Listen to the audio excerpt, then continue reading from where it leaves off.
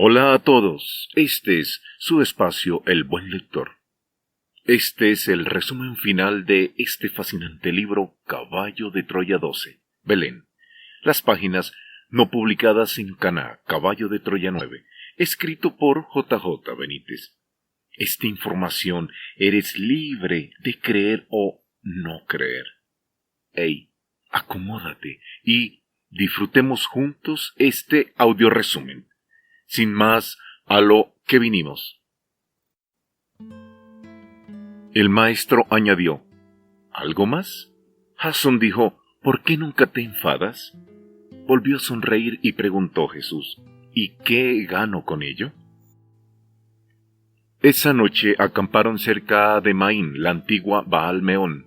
Jasón sentía que aquel hombre le había conquistado definitivamente. En la mañana del 8 de octubre, al llegar a las cascadas, disfrutaron de un prolongado baño. El agua a casi 40 grados fue una delicia. Jesús cantó y cantó bajo el poderoso manantial de Maín y aprovechó para lavar sus cabellos. Después, muy relajados, continuaron la marcha hacia el sur. Poco antes del ocaso, avistaron la aldea de Caliroi. Se trataba de un puñado de casas de piedra y adobe, con los techos de paja. La gente allí se dedicaban a la caza de asfalto, expulsados desde el fondo del lago. A la vista se veía la fortaleza Maqueronte. Jasón pensó que el maestro iría a ver al Bautista, pero esas no eran sus intenciones. En la noche, el maestro habló con la gente de ese lugar, les habló del Padre Azul. Los pobladores escuchaban perplejos y maravillados. Jamás nadie les había hablado con tanta dulzura y seguridad. Al final besaron las manos del maestro y retornaron a sus obligaciones con una esperanza recién nacida. Sus vidas no eran absurdas. El jueves 9 de octubre reanudaron el camino. A las 9 de la mañana divisaron el llamado Torreón de las Verdes. Fueron recibidos por los dos mastines blancos. Uno de ellos reconoció a Jasón y empezó a saltar a su alrededor. El otro se aproximó al maestro, lo olfateó brevemente y ladró con alegría. Raizos, el dueño, recordaba muy bien a Jasón. Él y las Verdes rieron con ganas al rememorar el incidente en la peña de los grafitis, cuando por la mala cabeza de Jasón quedó colgado boca abajo en lo alto del peñasco. Fue Bellí, como se recordará, quien le sacó del apuro. Jasón presentó al maestro como un educador y como un notable experto en las sagradas escrituras. Raizos era una especie de conseguidor. Suministraba toda clase de mercancías al que lo solicitase. También era el patrón de una embarcación panzuda y naranja, también llamada el barco de los pecados. La ley oral judía establecía que los pecados llamados nefandos, lo que Dios oculta a la vista, no podían ser satisfechos en el templo de Jerusalén o en las sinagogas. El pecador debía acudir al mar de la sal, contratar a raizos y arrojar el dinero que servía para reparar la falta al fondo de las aguas. Pero Raizos, sobre todo, era un bribón de tomo y lomo. Sumergía los dineros en las aguas del mar muerto y, al cabo de un rato, se los devolvía a su dueño. Después cobraba una comisión. Las mujeres, las Verdes, padecían una enfermedad poco común. Las caras y cuellos presentaban una destacada tonalidad verde, de una enfermedad dermatológica provocada por una dieta vegetariana severa. Dos de las esposas padecían también una horrible deformación en la nariz. Era como si las hubieran devorado las ratas. Las infelices no podían permanecer mucho tiempo con las heridas al aire. Las moscas caían sobre ellas a cientos. El maestro se mostró muy interesado por las inscripciones grabadas en la roca, y allá se fueron. En la frase se leía: eran 200 los que bajaron en la cima del monte Hermón. El maestro leyó otras. También había una sucesión de nombres grabados. Aquí algunos de esos nombres: Semiasat, jefe de los encantamientos, Artecod, segundo jefe y conocedor de los signos de la tierra, Hermoni, el que enseñó a desencantar, Daniel, el que conoce las plantas, Asael, el 10º de todos ellos. Jesús de Nazaret, con una vista excelente, fue leyendo cada una de las columnas, pero no hizo ningún comentario, no en esos momentos. Raizos les invitó a pernoctar en su casa. Fue una excelente idea. Durante la cena, se interesó por la piedra de los grafitis. ¿Quiénes fueron esos 200 que bajaron en el Hermón? El maestro fue directo: ángeles rebeldes al servicio de Luzbel. Raizos comentó: mi amigo dice que eres un experto en la Torá. ¿Puedo fiarme de tus palabras? Jasón se adelantó diciendo: al 100%. El Galileo agradeció a Jasón el apoyo con una amplia sonrisa y respondió: antes de que ellos fueran, yo soy. Raizos dijo: mi duda es la siguiente. Si Adán y Eva fueron nuestros primeros padres, ¿quién fue Nod? En el Génesis se dice que tras matar a su hermano, Caín salió de la presencia de Yahvé y se estableció en el reino de Nod, al oriente del Edén. Raizos llevaba razón. Si Adán y Eva fueron los primeros, ¿quién era el tal Nod? Y el maestro respondió con franqueza: Adán y Eva no fueron los primeros. Y Raizos, dirigiéndose a Jasón, exclamó satisfecho: me gusta tu amigo. Su palabra baila al sonido de su mente. Jesús entonces procedió a contar un cuento, mejor dicho, un supuesto cuento. Decía: hace muchísimo tiempo, los ángeles del Señor descendieron sobre el mundo y propiciaron la aparición de las plantas.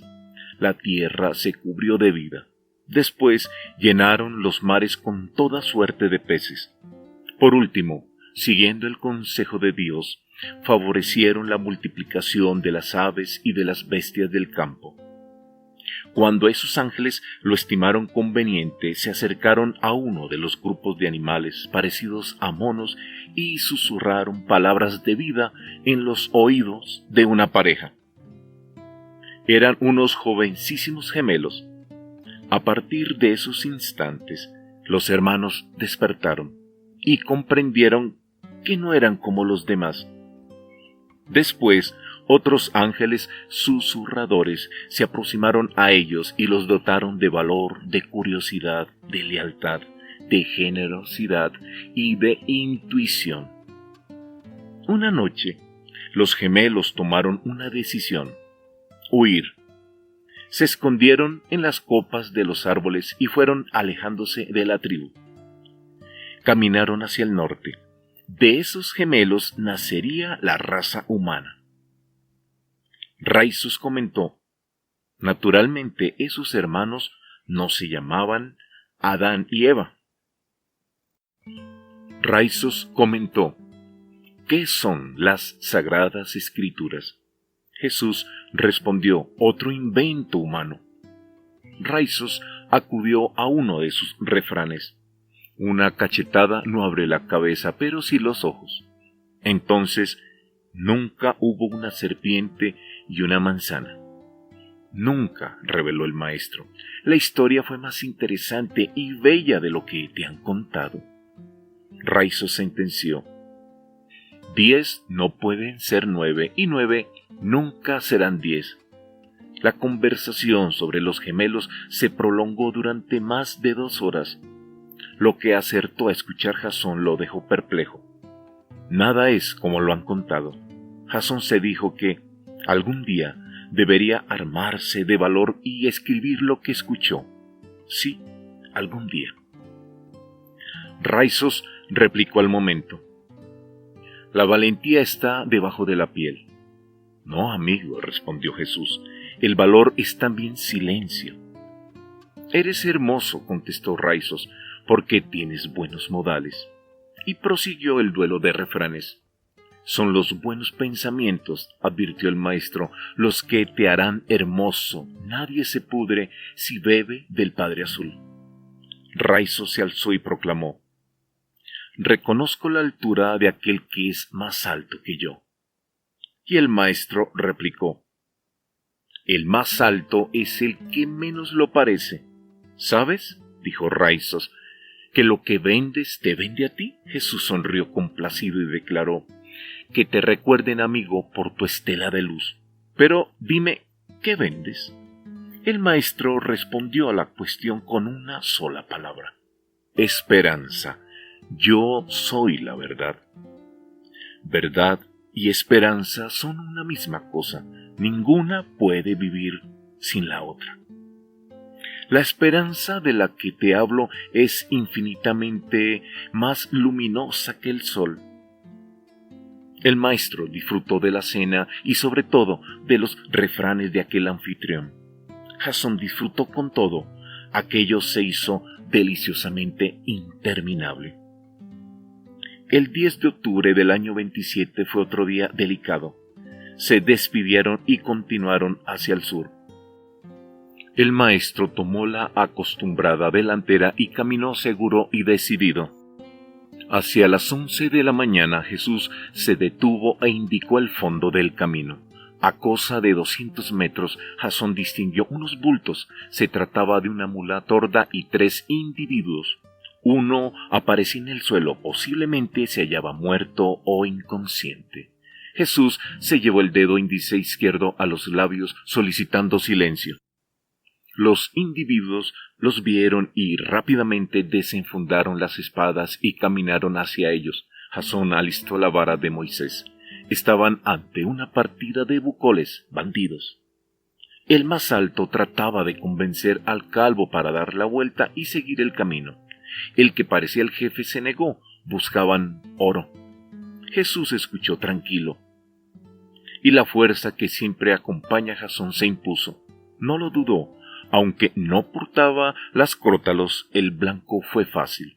Activó los ultrasonidos y una descarga de 20.000 Hz impactó en la cabeza de la mula. El animal se desplomó fulminado. Los bucoles confusos miraron hacia el azul del cielo. El bandido más alto tiró de la cuerda intentando levantar al animal. Imposible. Un segundo disparo traspasó el cráneo del que tiraba de la mula y el bandido cayó igualmente desmayado. El jefe dio un salto y salió a la carrera, desapareciendo en un recodo del camino. Jesús se acercó al bandido que yacía sin sentido, lo observó brevemente y continuó hacia el hombre que al parecer fue asaltado. Jasón registró al bandido. Este llevaba una bolsa con unos denarios y bordado la letra A. Quizá era del asaltado. El maestro estaba arrodillado en el camino. Daba de beber al que fue asaltado. Era un anciano. En el pecho, bordado en oro, Jasón leyó un nombre: Achala. El Galileo preguntó y el hombre dijo llamarse Achala. Procedía de la ciudad de Jericó. La mula transportaba bálsamo y aceites especiales. Era embalsamador. Vivía en la ciudad de la sal. Al ver a los bucoles, los 2 esclavos que lo acompañaban huyeron. En esas estaban cuando la mula y el bandido recuperaron el sentido. El bucol, aterrorizado, escapó a la carrera. Jasón se hizo con la caballería y se apresuró a devolver la bolsa de hule a su dueño. El anciano examinó el interior y, al verificar que no faltaba nada, se arroja a los pies de Jasón, llorando y agradeciendo a los dioses la providencial presencia de sus salvadores. Jasón le animó a levantarse. Jesús observaba atento y en silencio. El anciano había sido herrero, criador de camellos y ahora regentaba un taller de embalsamamiento. Era rico. Jesús de Nazaret le guiñó el ojo y continuaron hacia el sur, hacia la ciudad de la sal. Hacia las 15 horas divisaron el lugar. Jasón había oído hablar de ella, pero nunca la visitó. Brillaba como un diamante. La ciudad de la sal, también llamada Seol, infierno. Era una población quizá de unos 12.000 habitantes. la formaban unas 800 casas. Era la única ciudad de Israel sin calles. Las casas de una planta aparecían construidas con bloques de sal, de ahí que en la lejanía la ciudad brillara como una joya. En las habitaciones secundarias guardaban el grano, las provisiones y los muertos los sepultaban bajo la sal. Eso hacía que se conservaran, prácticamente momificados. En cada vivienda se alojaba una familia entre 10 y 15 personas. La gente de ese lugar, con la puesta del sol, se reunían para conversar. En aquel lugar había un enorme número de homosexuales, los llamaban Sairis.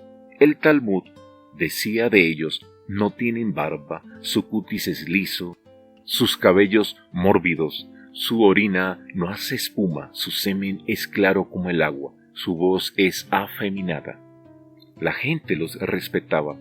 La ciudad había sido edificada sobre una inmensa planicie salada, relativamente cerca de las célebres ruinas de Sodoma y Gomorra, las ciudades malditas que probablemente fueron destruidas por algún tipo de erupción volcánica. En esa población, allí gobernaban las mujeres. Se hacía siempre lo que ellas decían. Disponían de un comité que impartía justicia, repartía el trabajo y los dineros, y aceptaba o rechazaba a los visitantes. La defensa del anciano Achalá les abrió todas las puertas y fueron acogidos con gratitud y simpatía. Por supuesto, el hindú no permitió que ellos buscaran alojamiento. Al llegar a la ciudad, tras el reconocimiento de los vigilantes, treparon por una escalera de mano de 8 metros y caminaron por los terrados, esquivando familias y volviendo a subir por otras escalas movibles a niveles más altos. Finalmente llegaron a la casa del hindú, una vivienda rectangular de 10 por 50 metros. Allí estuvieron por 11 días. El sábado 11 de octubre, año 27, abandonaron la ciudad y buscaron trabajo en las salinas. La sal era un antiguo negocio, seguro y próspero, controlado por Roma, por Herodes Antipas y por los principales castas sacerdotales de Jerusalén. La exportación de la sal superaba las 135 toneladas por día. La sal se utilizaba para casi todo: salazón de pescado, conservación de los alimentos, curtido de pieles para embalsamar cadáveres, fabricación de lámparas, afrodisíacos e incluso preparación del incienso. En aquel tiempo, el consumo de sal por parte de un ciudadano romano medio se hallaba entre los 25 y 30 gramos al día. Hoy, un norteamericano consume por encima de 135 gramos diarios. Hasta donde alcanzó la vista, contabilizó Jasón cientos de piscinas en las que se obtenía la sal por un lento proceso de evaporación. En otras zonas, decenas de esclavos formaban cadenas humanas, cargando toda suerte de cubos y recipientes de agua. Así era trasladada desde las orillas del lago hasta las referidas piscinas y hasta las vasijas de cerámica. El trabajo se hallaba repartido de la siguiente forma. Los aprendices, siempre niños, arreaban a las caballerías que cargaban la sal. Los llamaban hormigas. Después estaban los novicios, que extraían la sal con pértigas y azadones. Los compañeros y los maestros, expertos en vaciar y remover la sal. La mayoría eran esclavos, trabajaban de sol a sol y por un denario de plata. Calculó Jasón entre 500 y 700 esclavos, casi todos beduinos. En las piscinas solo se admitía a varones. Jesús y Jasón solicitaron trabajo. El gran capataz los examinó de arriba abajo y preguntó qué experiencia tenían en la extracción de la sal. Ninguna. Se resignó y ofreció el trabajo de aguador. Su misión era cargar odres de 20 y 30 kilos y correr a lo largo de las piscinas y molinos, suministrando agua a quien la necesitase. Pero el agua debía ser abonada a razón de un as el cuartillo. El trabajo era agotador. En 12 horas recorrían del orden de 50 kilómetros. A cambio, recibían medio denario. El capataz les ordenó trabajar bajo las órdenes de un clan de veteranos aguadores a los que llamaban TNU. Era una familia bereber, gente recia, discreta y trabajadora. El jefe, al que llamaban Reya, los acogió con benevolencia y les proporcionó las incómodas pero necesarias nail. El clan lo integraban 11 personas. La madre, Mesraya, era casi ciega, gentil y discreta. También estaba en esa familia Sekiwen. Era un jovencito de unos 9 años, rubio y tartamudo, aquejado de la misma enfermedad que la madre. Veía con muchas dificultades y padecía además una grave desnutrición.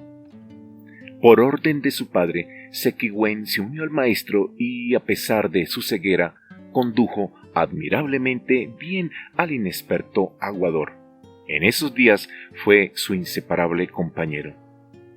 Los TNU bautizaron al rabí con el alias de Infain, luminoso, por sus cálidas palabras y su permanente luminosidad. A la hora de la comida brindaban siempre por la salud, azul, y el maestro repetía feliz, azul, salud. Empezaron el trabajo el 11 de octubre, año 27. Allí no contaba el sábado, solo el dinero, y así fue durante una semana. El maestro con Sekiwen se movía por una ruta, Jasón en solitario lo hacía por otra. Regresaban rendidos. El hijo del hombre, sin embargo, sacaba fuerzas, subía a la terraza, se sentaba y enseñaba a los vecinos. Achalá no salía de su asombro.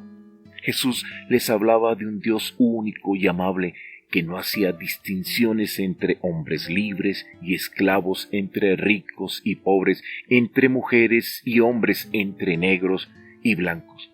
Escuchaban en silencio y al final aplaudían. ¡Qué espectáculo! Jesús hablaba con entusiasmo y contagiaba ese entusiasmo. Todos sois iguales ante el Padre Azul. Proclamaba bajo los luceros, estáis de paso. Todos estáis condenados a ser inmensamente felices. Hagáis lo que hagáis y penséis lo que penséis. La vida es una aventura, solo eso. Ese Padre Azul habita en vuestra mente. No necesita templos, ni libros sagrados, ni sacerdotes. No temáis. Él os acompaña siempre y tras la muerte, tras el dulce sueño de la muerte, volveréis a Él. ¡Qué espectáculo! El hombre Dios hablando en las terrazas de la ciudad de la sal. Nada de esto fue registrado por los evangelistas. En aquellos días observó Jasón que los trabajadores en las salinas padecían de problemas oculares, consecuencia de la implacable reflexión de la luz en la sal. Muchos terminaban ciegos. Todo fue bien hasta el viernes 17 de octubre. Jasón sabía que Jesús se hallaba sujeto a las contingencias propias de la vida. Él lo aceptó en su retiro en Beit. No haría uso de su poder para protegerse. La cuestión es que el referido viernes, uno de los miembros de la familia bereber le salió al paso y le dio la noticia a Jasón: tu amigo ha sufrido un accidente. Corrió Jasón a la choza y encontró al maestro sentado en el suelo y recostado contra una de las paredes de la sal. Mesraya, la madre del clan, estaba arrodillada junto al Galileo. Aplicaba un paño húmedo sobre el tobillo derecho de Jesús. El Galileo miraba a Jasón y se encogió de hombros y explicó: una de las sandalias falló.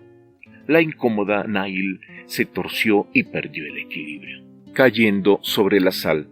Soy un dios con mala pata. Y rió la ocurrencia. El tobillo del maestro estaba afectado, tenía un esguince, una simple torcedura. Jasón se las arregló para que el maestro levantara la pierna derecha, apoyándola sobre una tinaja vacía. Después solicitó un lienzo. Mesraya preparó la tela, impregnándola previamente en miel, la cual produce peróxido de hidrógeno. un excelente antiséptico, era una medida de prevención contra las posibles bacterias. Jasón envolvió el tobillo. El maestro cerró los ojos y resistió el dolor en silencio. Después Jasón le proporcionó agua y le sugirió que descansara. Mesraya no se separó de su lado. Allí pasaron ellos los 4 días siguientes. Jasón abandonó el trabajo de aguador y vigiló el proceso del esguince. La familia se volcó, les proporcionaron comida, conversación y sobre todo, mucho amor. Mesraya buscó carne de serpiente y la maceró en miel. Ofreciéndosela a Jesús, aseguró que era el mejor remedio contra las torceduras. El maestro, resignado, se vio en la obligación de probarla. Sequiwen, el niño rubio y tartamudo, abandonó su trabajo como aguador y permaneció a los pies de Jesús, maravillado ante las historias cuy que relataba el Hijo del Hombre. En uno de aquellos días que quedaron solos, Jasón aprovechó y retomó un tema. Como se recordará, el Galileo aseguró que la historia de Adán y Eva fue más interesante y bella de lo que siempre se contó. Jasón preguntó: ¿existieron de verdad nuestros primeros padres? ¿Quiénes fueron? ¿Por qué dijiste que no hubo serpiente ni manzana? ¿Qué pasó? El maestro solicitó calma y fue desgranando una historia totalmente desconocida para el autor de este diario. Aunque el mundo se encontraba y se encuentra aislado del resto del universo como consecuencia de la rebelión de Luzbel, las autoridades celestes aceptaron enviar a la Tierra una pareja de elevadores. Un momento, le interrumpió Jasón. ¿Elevadores? Jesús sonrió divertido.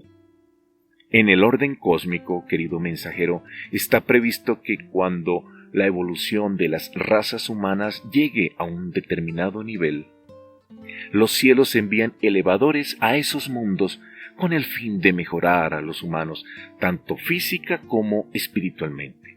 Eso fueron Adán y Eva, unos elevadores de las razas. El Galileo contó una historia que hoy, en nuestro presente, calificaríamos de ciencia ficción. Hace unos 35.000 años, unos seres sobrenaturales fueron transportados a la tierra y materializados en una península que se abría en la costa de Fenicia, actual Líbano. Esas criaturas aparecieron como una mujer y un hombre de gran altura y belleza, casi 3 metros, con la piel de color violeta. Eran Adán y Eva. Allí, en la referida península, fueron a levantar una pequeña ciudad. En ella edificaron las escuelas donde empezaron a enseñar a los hombres primitivos. Al principio todo fue bien. La misión de Adán y Eva era tener un máximo de hijos, de acuerdo a los planes del Padre Azul. Los hijos de Adán y Eva deberían mezclarse con los nativos. Ese cruce elevaría el nivel físico y espiritual de los hombres de aquel tiempo. El maestro siguió hablando. Señaló que el entonces príncipe de este mundo, que no había sido encarcelado todavía, se las ingenió para engañar a Eva.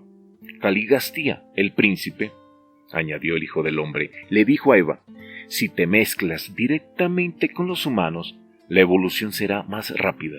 Y Eva le creyó. Aceptó tener hijos con uno de aquellos primitivos y violó las leyes cósmicas. ¿Y cómo reaccionó Adán? Con amor. Adán no repudió a su compañera, la amaba intensamente. Tomó entonces a una nativa y se acostó con ella, violando igualmente la ley de los cielos. De esta forma se puso del lado de Eva. Adán no la abandonó a su suerte, y Dios los echó del paraíso, dijo Jasón. Jesús, sonriendo benévolo, proclamó: ¿no fue Dios quien expulsó a Adán y Eva del jardín del Edén? Al enterarse de lo ocurrido, las tribus cercanas asaltaron la ciudad y obligaron a los elevadores a huir hacia el este. Adán y Eva escaparon con sus hijos. Uno de ellos se llamaba Nod. Y Jesús pícaro le guiñó el ojo a Jasón. Mensaje recibido. El martes 21 de octubre, año 27, la inflamación casi había desaparecido. La recuperación fue espectacular y Jesús empezó a caminar.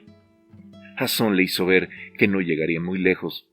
Merecía la pena esperar. Además, su pie no hizo caso y le animó a coger las pertenencias e iniciar la marcha de inmediato. Mesraya, sentada muy cerca, escuchaba entristecida. Fue en esos instantes cuando Sekiwen, el Benjamín de la familia, se lanzó a los brazos del maestro y suplicó entre lágrimas: no te vayas. El tartamudeo se hizo doloroso e interminable: eres mi amigo. La madre se alzó e intentó apartar al hijo. Jesús no lo permitió y abrazó al niño con ternura. Fueron segundos duros y emotivos. Jesús besó los rubios cabellos del ciego y entornó los ojos.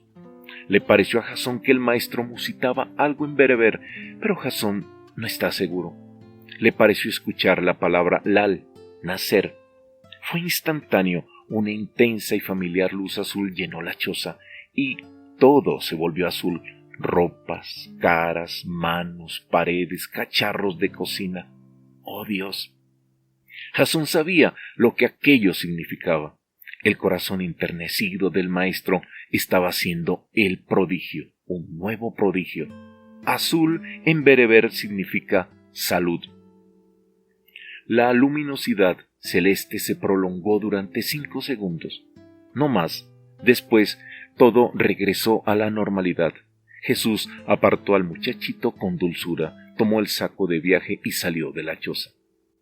En el ambiente flotaba un suave y agradable olor a mandarina. Jasón lo asoció al inmenso amor de aquel hombre Dios.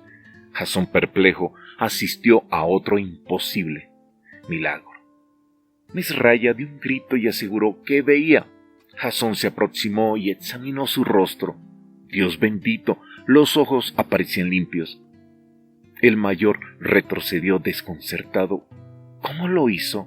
¿Cómo restableció el cristalino? Se negó a pensar.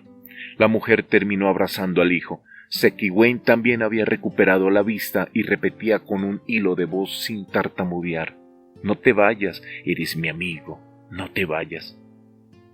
La increíble misericordia de aquel hombre había devuelto la salud a la madre y al muchacho. Jasón se fijó en las manos de Sekiwen. Asombroso, los dedos habían recuperado la normalidad. Cuando el mayor acertó a reaccionar, salió de la choza a la carrera. A sus espaldas escuchó otra palabra, también en bereber: Tanenmir, gracias. Y confuso buscó el camino del norte. Al poco divisó al Galileo. Caminaba bien, con sus típicas zancadas, y marcharon por la costa oriental del Mar de la Sal, siempre en dirección al norte. Al principio el maestro y Jasón no hablaron, no era necesario. Al poco Jasón volvió a meter la pata. ¿Cómo lo hiciste?, preguntó. Jesús se detuvo, sonrió compasivo y declaró: pregunta mejor por qué lo hice. ¿Por qué lo hiciste? Por amor. Y el lago salado, cómplice, se volvió blanco como la leche. El sábado 25 de octubre del año 27 de nuestra era, llegaron al monte Gilboa. El camino fue tranquilo y sin novedades dignas de mención. En el campamento los enfermos habían mejorado y continuaban enredados en las habituales y ridículas polémicas. No quedaba rastro de las hormigas gigantes. 2 días después, el lunes 27 de octubre, Jasón recibió una visita inesperada. Tarpelai, el sais negro que siempre vestía de amarillo, se presentó en el Gilboa. Llevaba días buscándolo. El fiel compañero de viajes explicó que Kessil, el siervo de ellos, le reclamaba con urgencia. Tar no supo darle razón, ignoraba el porqué del requerimiento. Expresó únicamente que Kessil parecía preocupado, muy preocupado. El maestro y los íntimos se disponían a marchar al cercano territorio de la Decápolis. Era un lugar neutral bajo la tutela de Roma, en el que la policía del Templo de Jerusalén no tenía competencia. Se trataba, por tanto, de una zona segura para el maestro. Bueno, y ante la insistencia de Tarpelai, Jasón no tuvo más remedio que abandonar el Gilboa y dirigirse al Jan o Mar de Tiberíades. informó a Jesús sobre este cambio de planes, y el maestro, tomándole aparte, comentó: «Confía, Malach, mensajero, confía siempre». El maestro depositó las manos sobre los hombros de Jasón y añadió sonriente: «Ahora regresa al lago, después vuelve e infórmame». Le guiñó el ojo y se alejó a lo alto del monte, seguido de cerca por Sal, el perro de color estaño.